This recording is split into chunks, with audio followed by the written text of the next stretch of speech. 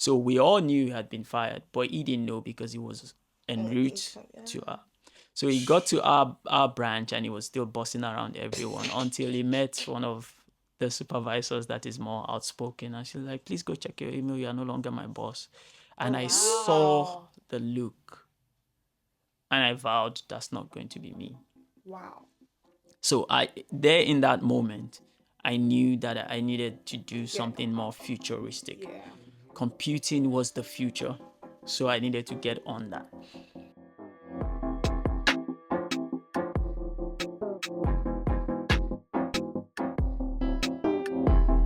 Welcome to the Sam and Ray podcast. Hi everyone. Hello guys. Welcome to another episode of the Sam and Ray podcast. Yep. So today with us we have an amazing guest, Temi Akinlade. He's a transformation innovator and coach and also a cybersecurity expert. Yep. And yeah, we're really excited to get to know you, get to know all the good things you're Glad doing. to have you here. We're so glad Good to to have be you here. I'm the privileged one being here. How was your week? My week was great. Looking forward to this. Amazing. Just looking forward to this. Yeah. We're happy to have you here. So Same today here. we'll be talking a lot about transformation in terms of like career paths. Yeah. And then also financial stability. Great. Great. So today we want to talk about building a successful career and achieving stability, especially as a migrant. A lot of you know that this podcast was birthed out of wanting to share our experience and journey as a migrant, what we've been through so far, and hearing from other people like yourself, and knowing you're a career coach and you're in cybersecurity. So and we know that you first went from Nigeria to South Africa and now you're in the UK. I'm really interested in Yes. his story. So first of all, can you explain to us, what made you move from Nigeria to South Africa and from South Africa finally to the UK? Like, what informed that decision? Why? Well, fasten your seatbelt because there's a story there. Where's my seatbelt? Yeah. Moving from Nigeria to South Africa was one that was born out of my quest to tread my own path.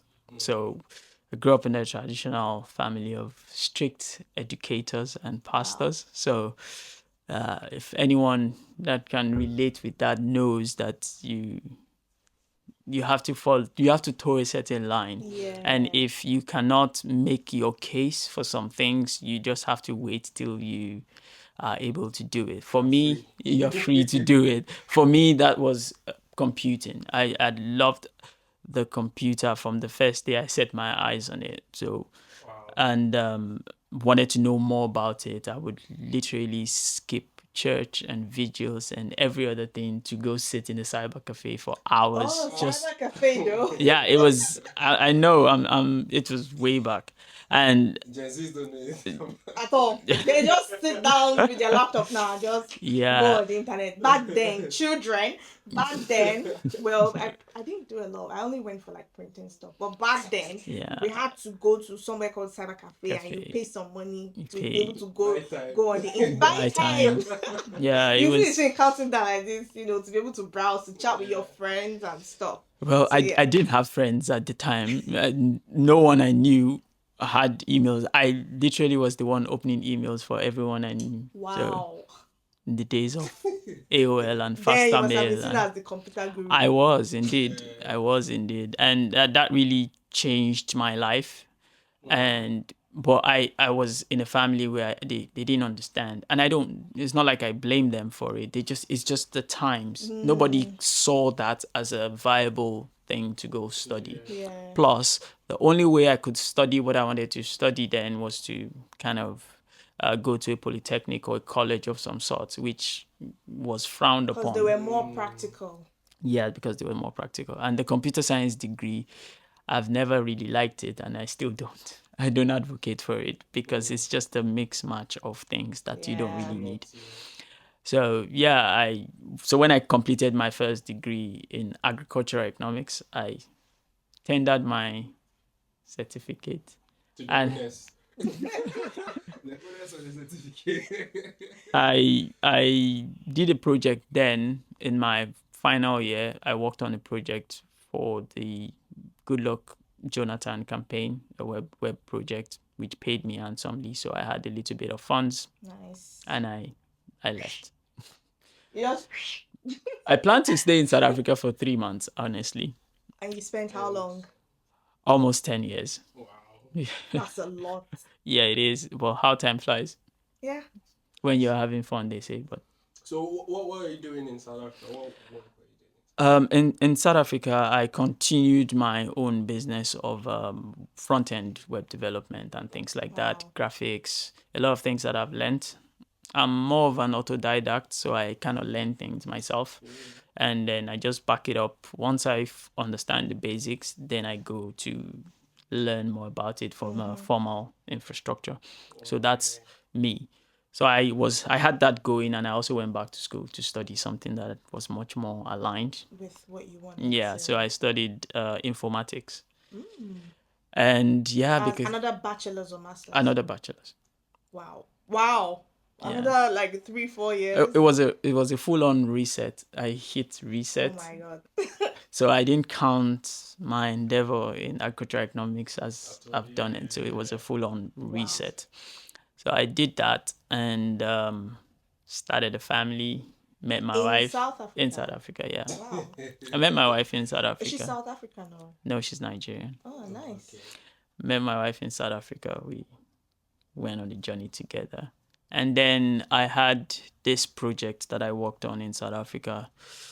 I don't know if I can share the details, but I had this project I worked on that then got compromised by a ransomware. And I was like, how did they do it? How did they do it? That got me in the cybersecurity mode. And I Ransomware, if you can explain it a bit, yeah, is it when they get your data and then they ask you to pay something. So the entire ransom. the entire web platform was encrypted, and their data was encrypted, and there was a request for payment. Wow. before they allow you to? Yeah, so I was able to get, because I had a backup for them, so I was able to get them up and running again, but they lost some of the data that they've updated in the time being. So that really got me curious about cybersecurity, and I just when I fixate on something, you should, from my story, you should be able to know by now that when I fixate on something, I get to the root of it. So I started out the journey on cybersecurity, started learning stuff so that I could help or protect my customers and my clients. But then it morphed into something different, because I then realized that I had a knack for it. So I went down the path of penetration testing, ethical hacking, and did that for a while. Then I found cybersecurity leadership. And that was like, okay, I like the bigger picture. What that means for me is that I get to be above the tactical layer, and instead of doing stuff, I get to see a broader picture and make decisions. So I started out with GRC, governance, risk, and compliance, and then started moving up on that path. And Wow. That's yeah, amazing. So after 10 years in South Africa, yeah. you decided to move to the UK. Can you share a bit about what informed that decision? Okay, so the thing with me is, in addition to my knack for figuring things out, I have a gift of seeing patterns.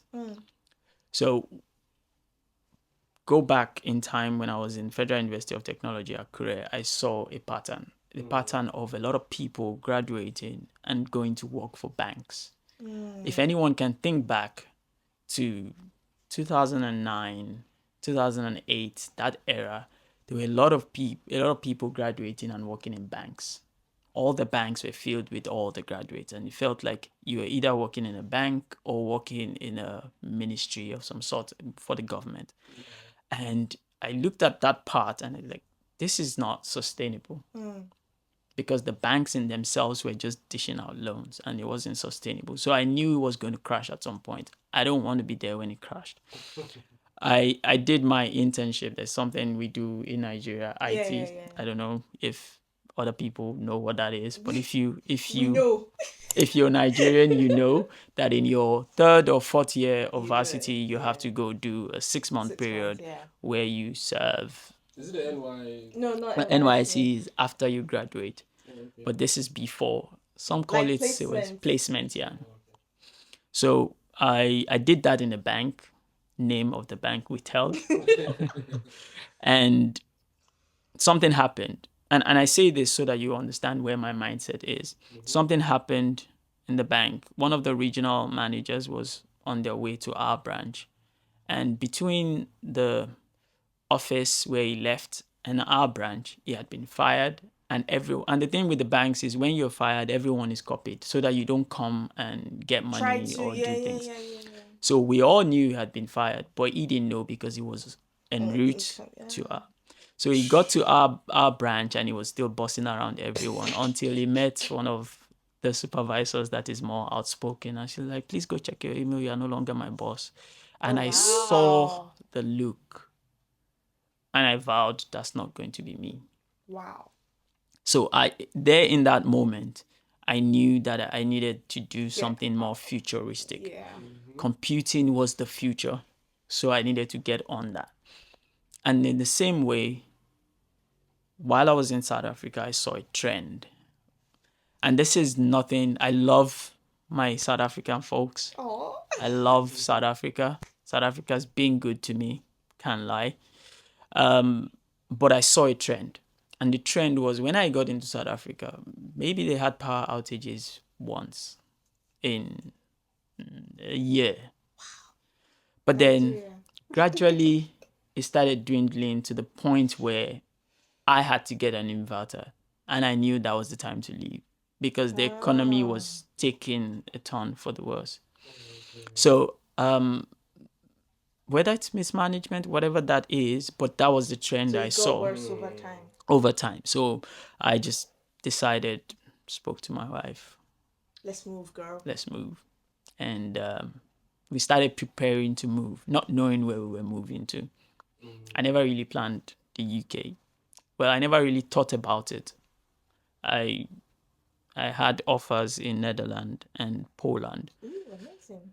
but I'm also a man of faith, Yeah. so that also had a part to play in me coming to the UK. But that was the main trigger for leaving South Africa. Is I saw the trend of the economy, Things declining. the declining. Interesting. Did you have any financial fears when you're moving to the UK? Yes, as everyone should. And you mentioned that you got an offer. So I'm assuming that when you came to the UK, you already had like a job offer. You came. No, I didn't have a job offer coming into the UK. Matter of fact, I didn't work for 2 months, 3 months. I came in September. I started working. Well, I got my job in December, but I started wow. working in January.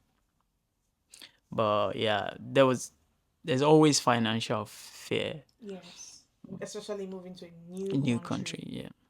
But the thing is, like I said earlier, we were preparing to move even though we didn't know No, where we you were were moving moving. to. So it is in that preparation that you ease the fear. So I had this clarity, especially during COVID.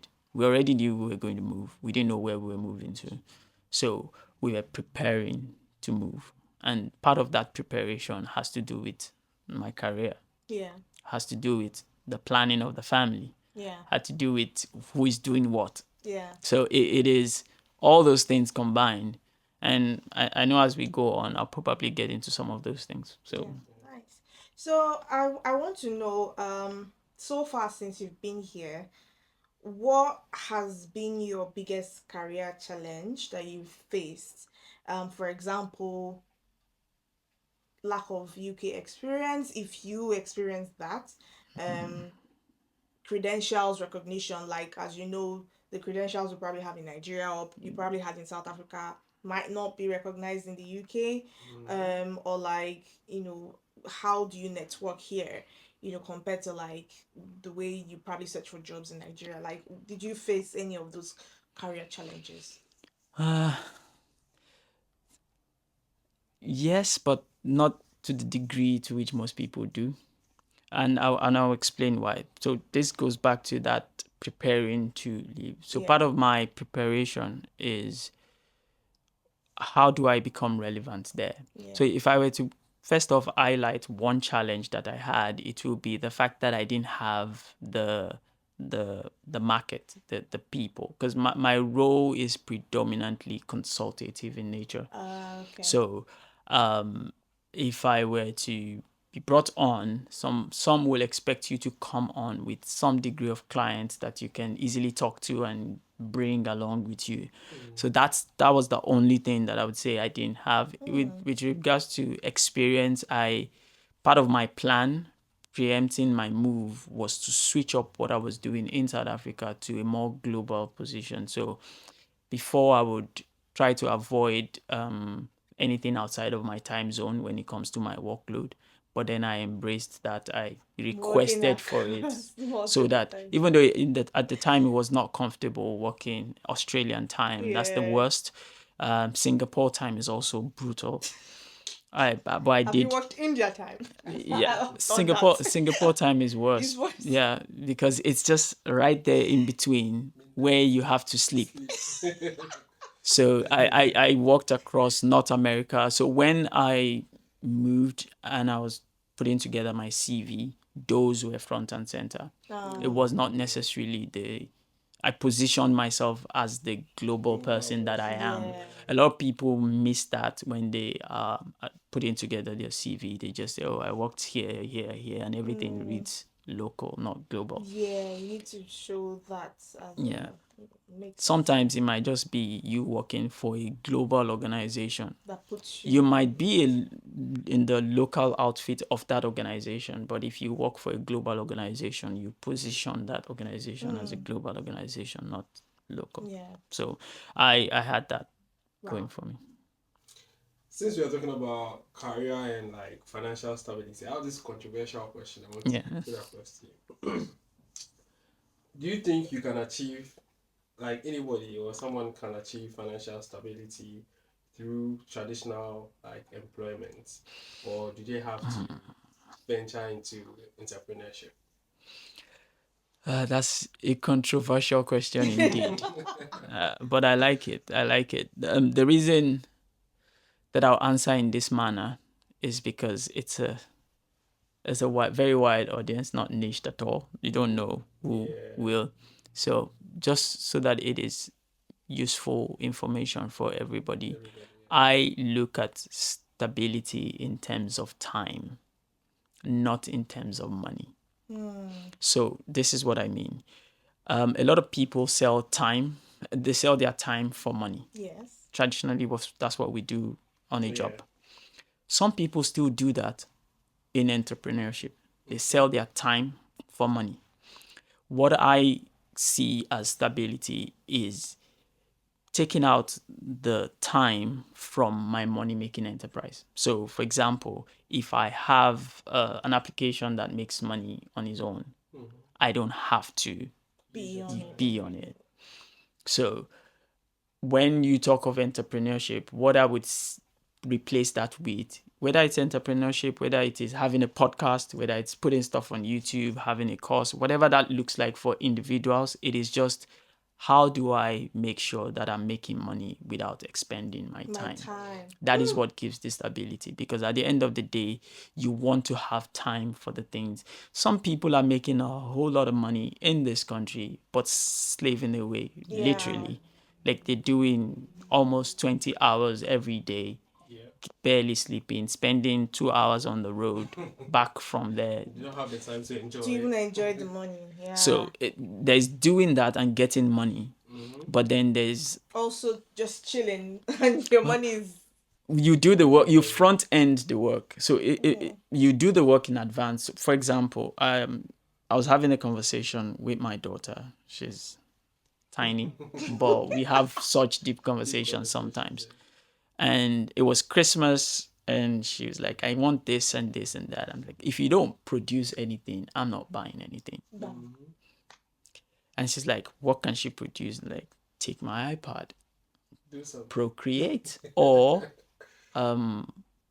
what's it called now? Canva. Not a sponsor. Canva. Canva. And like, she's like, what can I do? What do your friends like? Well, everybody's giving everybody cards. Okay, design a card. Look for a template. Pick a color. Put arts on it. She did that. Bought a printer, printed it, gave it to all her friends. Oh. Now, I've paid her for that in the toy. So you see, the what I'm trying to say here is, if you're able to come to that point where your mind becomes productive enough to replace the exchange of time for money with activities that you can do in advance, and then it can continue to make money, then you have hacked it. So that's what I see stability to be. Makes a lot of sense, because you in employment here, you get a job and then you're signing your contract and you realize that you're literally signing your time away. Yeah. You know, into somebody's business, and then they take your time, they pay you this, and then you give them all your time. They don't care where you just have to be there. You just have to be there at that time. Yeah. So yeah, it makes a lot of sense. Yeah, I agree with your answer as well. Well, because I've done a few like entrepreneurial stuff in the past before, even whilst I got like my very first job, but like I have a bit of that spirit of entrepreneur, and I still do actually. I still have that spirit of entrepreneurship in me. But I'm always just thinking to myself sometimes that if you really want to have financial stability, like, yes, I'm okay, like, like, it's not just about quitting your 9 to 5 and starting a business. Because if you start a business, is it the business that you still need to be checking on people every day and making sure everything is going fine, and like you always have to log into something or go somewhere every day? If not, you're still, like you said, giving your time for money, only that you're your own boss. But financial stability is more like when you can do all of that initial work and then just relax, and your money is being made whilst you're resting. And I completely agree with that answer. So considering your experience, I relate a lot with your experience, because you said you were a developer, like a front-end developer, and then you transitioned into like a cybersecurity, and then like cybersecurity leadership, I think that's what it is. So now I'm also a developer, a software developer, and I studied cybersecurity as for my master's, but I don't really find that smooth journey to be able to transition easily. I think where you transitioned was when you got your ransomware attack, and then it got you more intrigued about cybersecurity. But I don't have that enough how would I put it, excitement of cybersecurity to go into it. But I found something else I want to jump into. But the question I want to ask you is, for people who were working a different job, probably in Africa, and then they move to the UK, and they're trying to find their feet into either the same career path or to find a new one. What are some tips that you can give them to be able to, transition smoothly into a role? A stable career. The tips is my newest business.